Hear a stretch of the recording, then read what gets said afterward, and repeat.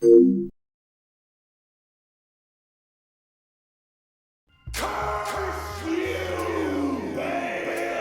going on, my ninjas? I'm the etc. Warframe OG here. Listen, you guys really like my build video for Ash Prime. That's due for an update, honestly. But I came across something. I recently got Chroma Prime. I'm loving Chroma Prime. I recently came across a particular arcane that solidifies this build. And this is going to be Elden Ring inspired, as today I present you all with Bayle's Champion. Let's go.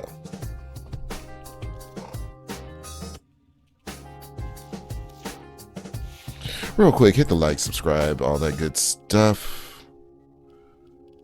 Hit the like, subscribe, all that good stuff. Most of you all who come by my channel are not subscribed. Not complaining about the traffic whatsoever. But if you do stop by my channel, see this content, enjoy the content, throw a like my way, throw a like on this video, share it out, and hit the subscribe so you can see more. Also, with the notification bell, set it to all instead of personalized so you don't miss a thing. So, Bayle's Champion. Bayle's Champion. The guns don't matter because we know I'm doing melee. I'm a melee cat. I like doing melee. So, Chroma is a supreme brawler. He's a draconic space warrior, right? And he does one thing very well, which is get in the heat of battle, and he's fueled by the flames of war. So the more damage he takes and the more he slays enemies, the more, thanks to Vex armor, the more damage he's able to take, the harder he becomes, and he starts to dominate amidst the battlefield. That's it. He's able to take more damage. He's able to deal more damage. What more can you ask? So let's look and break down his abilities before we get to the build in and of itself, and I'm gonna show you what I did with it. So first of all, I took away Spectral Screen. Didn't really see much use for it in what I planned to do. So Spectral Scream is usually the one shot, the first one, but I put in Warframe for an increase of armor, right? The increase of armor, golden for any melee build. Also the attack speed increase and the decrease that it has to surrounding opponents, allowing you to dominate the battlefield. Duration's high, but I also had the mod Eternal War, which is why you see that augment down there. The mod Eternal War, which for every kill that you earn on your frame that has Valkyr's Warcry on it, it increases the duration of this buff by 2 seconds per melee kill. There is I believe there is a cap to it. I don't know exactly what the cap is. I go from, essentially 30 seconds all the way to a full minute of Warcry being on there. So Elemental Ward, one of my favorite abilities in the game because it is capable of doing so many different things. Okay. Typically you're going to see me use one of three. I don't really use Toxin that much, mainly because I don't understand it. And if anybody would like to fill me in on the ways in which you use Toxin to maximize your range damage, let me know down in the comments. But heat, right? So it attunes to different elements. So you attune to heat, electricity, toxin, or cold. With the heat, you get additional health. So I could more than double my health, and then it gives you an immolation aura, which is damage per second, AoE around your frame. Electricity, shield capacity increases by a percentage. Status chance increases, but the most powerful thing is that it gives you not armor but reflect damage. So you'll still take the damage, you'll still take the brunt of the damage, but you multiply it and send it back out at the enemies. Very, very potent. So I don't really call it reflective because you're still taking damage. I call it reactive armor. So it reacts and it returns the damage that was done to you. 10 to, well, here I have 22 fold based on how I modded it out. Toxin, like I said, I don't really understand this very well. I haven't seen anybody break down Toxin, the Toxin version of Elemental Ward. So if anybody could in the comments explain it to me, please do. So I'll just read it as it is. Holster damage is increased 79%, 35 to apparently here it's 79%. Holster damage duration is 3 to 5 seconds. Reload speed, I do understand that. You know what I'm saying? 135% to 164%. And status chance will also understand that. Increase 50, 113%. Now, when I see holster damage, I'm thinking, it's just me thinking, right? The holster damage increases when you swap weapons, I'm assuming, and the duration is how long that damage increase lasts upon you swapping weapons. So I would dare say that this would be great for Mesa and things like that. But again, like I said, I'm not going to say that I know what the toxin aspect of this buff does because I don't use it that often. Cold. So now we get to cold. Cold increases your armor by minimum 145%. Here, due to the way that I have it modded, it goes up to 328%. Damage multiplier, right? 3 damage, base damage multiplier, all the way up to where I have it. It could go further, honestly, but where I have it is 6.8 times. And that is just like with electricity, the reflection, the damage reflection. But here it's actually damage reflection because you do get that cold armor mitigation. So you mitigate some damage and then you reflect it back sixfold here, 6 to almost 7-fold. Status chance,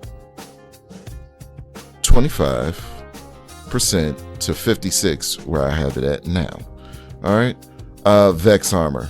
This is the linchpin. This is the cornerstone. This is the bread and butter of what Chroma does.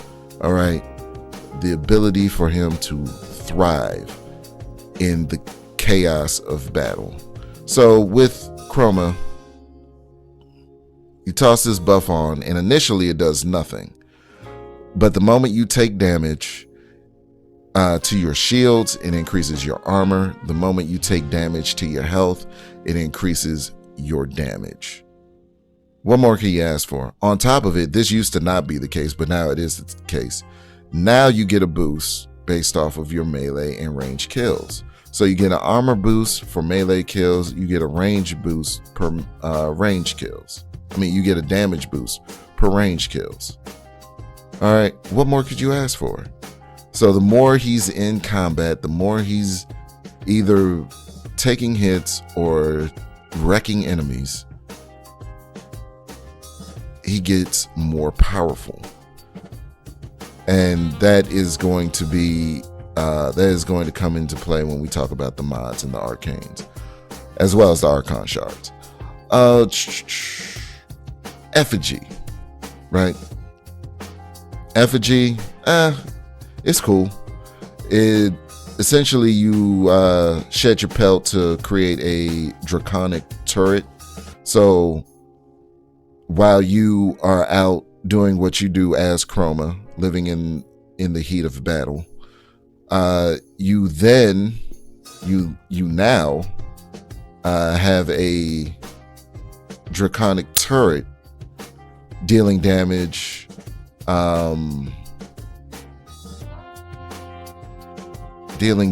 disrupting enemies, confusing foes, while you're going around slicing, dicing, gunning, and running it. Man, it doesn't get much better. Let's talk about his passive as well. His passive gives him an additional jump, so he could jump 3 times, bullet jump twice. He could double jump twice. It's pretty much it. When you have all of this across all of his abilities working, passive not really super. You don't need something stupid powerful for the passive. But anyway, nevertheless, let's get into how I kitted out this man. So as you see up here, we have Bayle's champion. Steel charge, because again, melee, we doing melee. All right, steel charge. All right, power drift for the Excellence slot. It's not all the way up there because of constraints, and I didn't feel like it was worth me 2-farming it just to max out 1 more point, just to push out that little bit more when it's doing far, like it's exceeding expectations as is. So I didn't really feel like pushing it. You can 2-farmer Chroma if you want. I'm sticking it. I'm staying with 1. So just keep that in mind. Steel fiber, a must, because he needs that baseline armor to be up. Hunter's adrenaline is, necessary. Because while he's taking those hits in the heat of battle, this is going to be the main way in which he's going to generate his energy. Eternal War, we went over that. Augur's Secrets, it helps him restore shields real quick. There's that 40% of energy spent whenever he has to refresh or buff.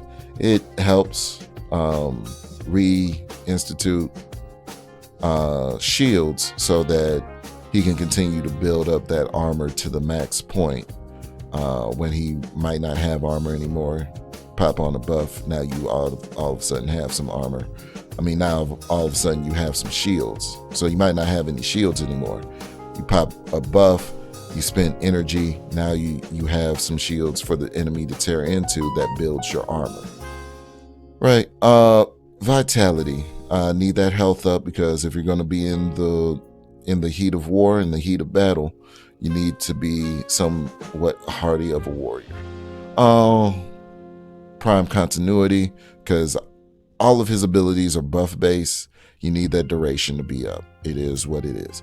Blind rage. We're not trying to be efficient. We're trying to squeeze out as much damage as we possibly can, where we can. So blind rage. And quick thinking, and we're going to get into why I have quick thinking on this build. It makes them all but unkillable. Like, you really have to really be pinned down on your lonely to actually get knocked down as Bayle's champion. Specifically this build, you have to really be pinned down. Just because I have quick thinking on there. I'm going to show you why I have quick thinking on there. What you don't see anywhere in this build is a flow mod. I have prime flow, I have regular flow. I have prime flow, I have regular flow. You don't see that anywhere in this build though. But for some reason, his energy is through the roof, sitting at 570. Why is that? Let's go over to the arcanes, right? First one, just a arcane battery. Arcane battery is the reason why he has as much energy as he does. I absolutely love arcane battery since it came into the game with Jade, the Jade Shadows. You get the Vestigio motes at Brutus, specifically Brutus. You go to Brutus on, I think it's Uranus. Get your Vestigio motes up by running that mission, grind out as much as you need to. Then you visit Ortis in the Drifter's camp on the balcony ledge. And he has everything for the Jade Shadows stuff for you to purchase with vestigial motes, and one of which is Arcane Battery. Gain 0.30 maximum energy per armor point, up to 1,000 additional energy. Up to 1,000 additional energy. So I think the cap, what I believe to be the cap, is 1,300 total. That's why I've been able to push out with this Chroma build, and it is absolutely amazing. It is dynamic, meaning that the more armor you gain in the heat of battle on a mission actively, the more maximum energy reserves you can store up. So you can increase your maximum energy with Arcane Battery in real time on a mission. So the moment that I have cold, I do cold elemental ward. I pop cold elemental ward. It gives me that additional armor. It gives me additional energy. The moment that I pop war cry, it gives me additional armor. It gives me additional energy capacity. While being in the middle of the fray, I'm getting all the energy that I need through Hunter's Adrenaline. So not only is my damage output and my armor going up, but so is the amount of energy that I can store, which is why I have quick thinking on the build. Because if I somehow actually do get into a tight spot, the more damage I take, the more energy I get back. Quick thinking will save me from lethal damage with an additional mitigation, and I'll have so much energy stored up that the enemy has to kill me at least 5 times over. I would have to be within an inch of death 5 times over in order for them to actually down this Chroma build.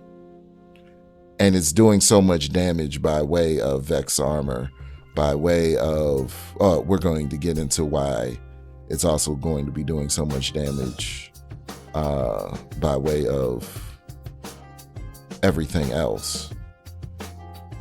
That is absolutely ridiculous. And Effigy, since Arcane Battery is there, supercharging the energy capacity of Chroma, Effigy can be out for long periods of time.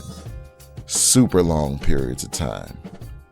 And I'm still getting energy back by doing what I do as Chroma, taking all the hits, taking all the damage, but not being that phased by any of it.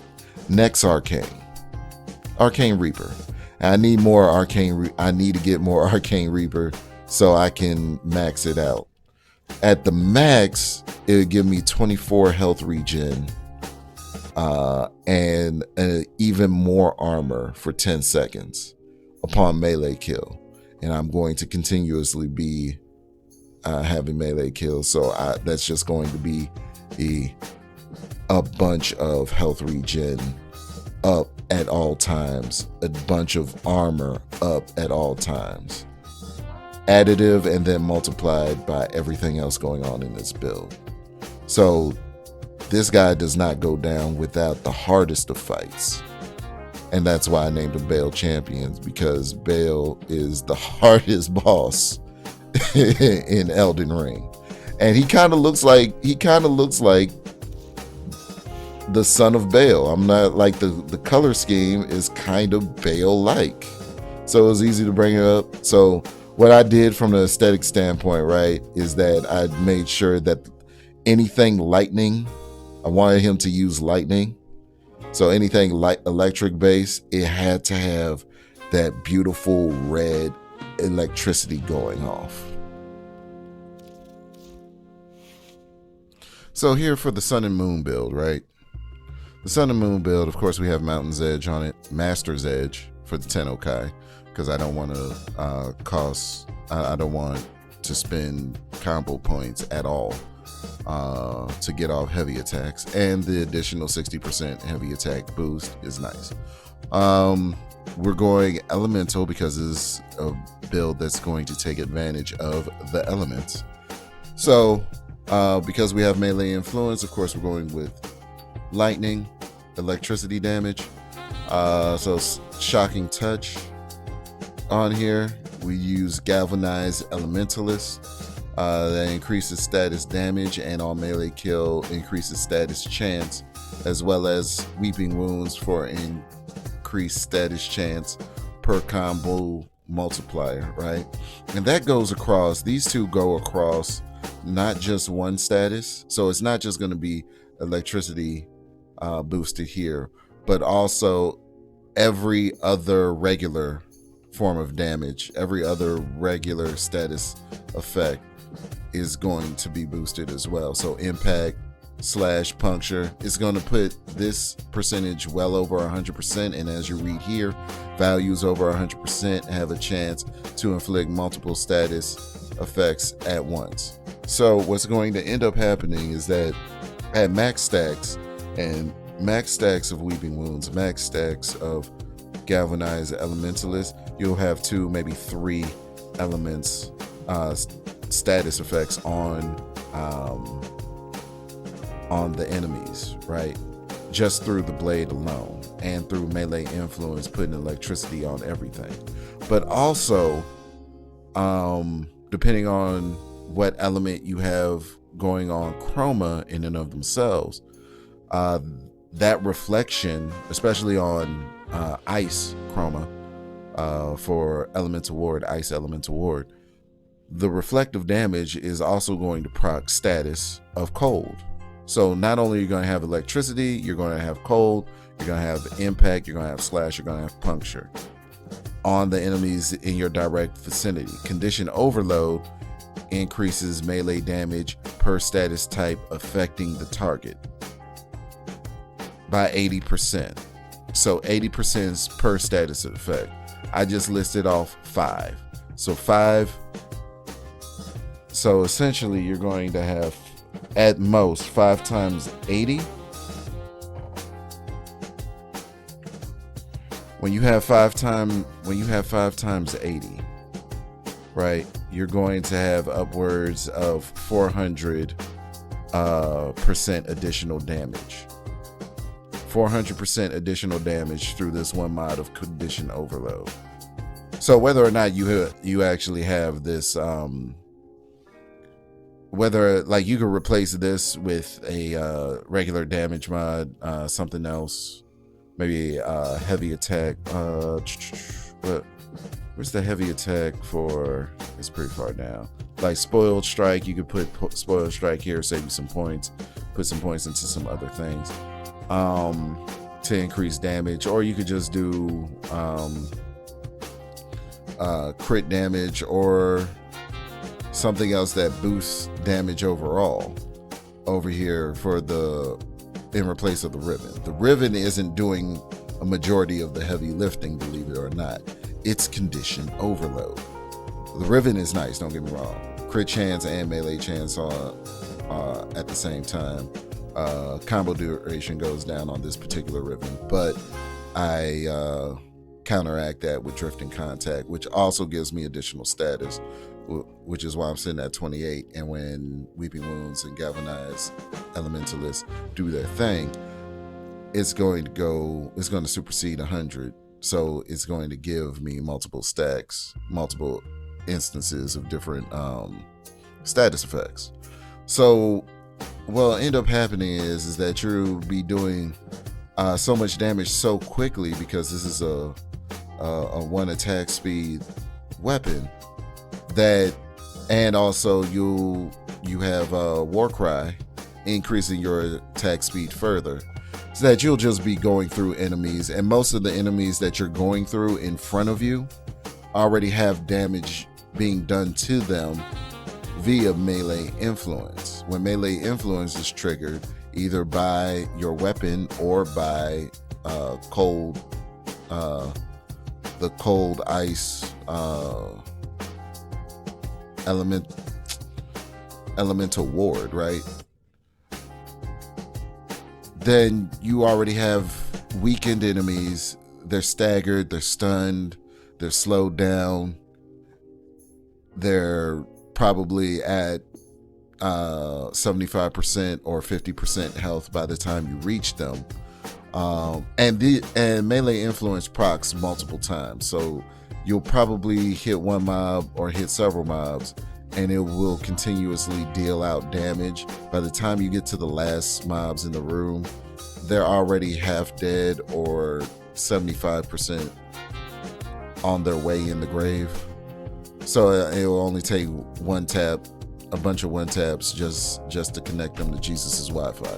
This build is so powerful, so powerful. It doesn't do like with my Ash Prime, where it with fatal teleport, I'm able to achieve decamillion crits on one enemy. This one is an AoE oriented build, so it makes the room feel, the entire room will feel its power, its wrath. Just like you stepping into Bayle's arena and you feel his power in every single inch of that arena in Elden Ring. So you could use Sun and Moon. The two weapons that I typically use on Chroma are Sun and Moon like this, or I will use Shindo Prime. And essentially for the elemental, it's pretty much the same build. It's the exact same build. I have a ribbon on my Shindo, and then everything else here is essentially the same on Shindo Prime. Of course, different, Shindo's actual stance mod in and of itself, but everything else here is essentially the same, with, again, condition overload doing majority of the heavy lifting by maxing out at 400% additional damage. So it's really potent, it's really powerful. Melee influence mows enemies down before you can even reach them, through the enemies that are currently in your face. And you have so much armor stacked on you at all times. You're hard to take down. Even if they do cut all the way through your health, you'll likely have so much energy that quick thinking is going to pick up the slack,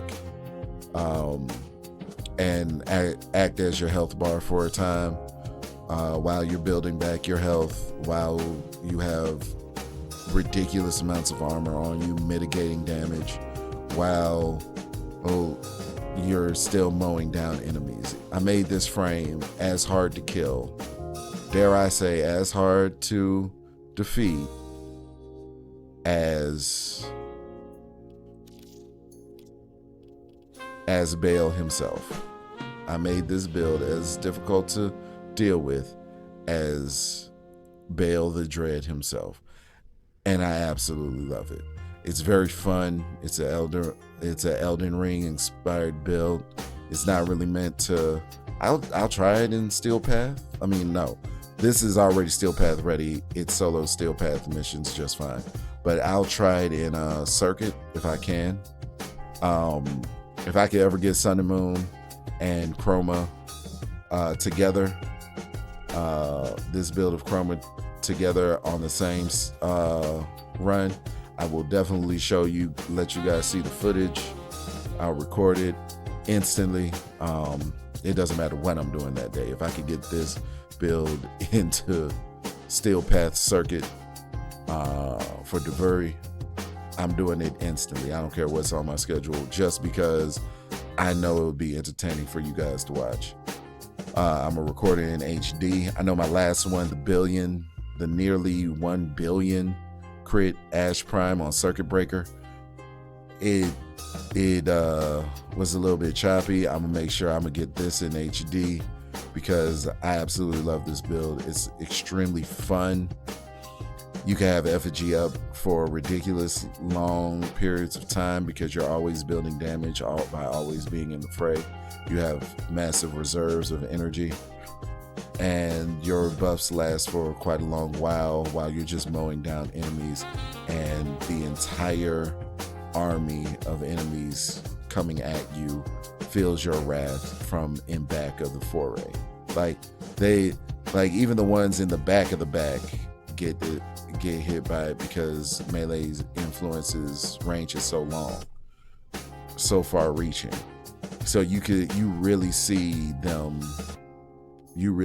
it doing what it does in real time. It's the big we choose. Let us sin, we're the guardians, baby, let the stakes rise.